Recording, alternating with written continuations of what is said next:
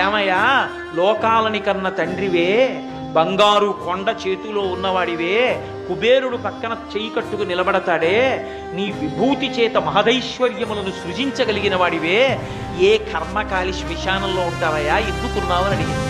పార్వతి, నా కర్మ కాలి కాదు, నాకు చేత కాక కాదు, నాకు 100 గజాల స్థలం లేక కాదు, ఈ సమస్త భూమండలం నాది, అన్ని బ్రహ్మాండములు నాది.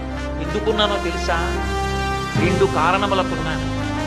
నా అంత వాణ్ణి నేను, తెల్లగా ఉంటాను, పొడుగ్గా ఉంటాను, నాకు ఇంత పాండిత్యం వచ్చు, నాకు ఇన్ని ఉపన్యాసాలు చెప్పాను, ఇంత బాగా నటించాను, ఇంత ఐశ్వర్యం ఉంది, ఇంత పెద్ద ఉద్యోగస్తుడిని, ఇంత అధికారిని, ఇన్ని చెప్పుకున్నవాడి ఊపిరి వెళ్ళిపోయాక వాణ్ణి తీసుకొచ్చి కొడుకు కట్టెల్లో పెట్టి అగ్నిహోత్రంలో వేల్చి కపాలం పగిలిపోయాక ఇంటికి వెళ్ళిపోతాడు స్నానం చేసి.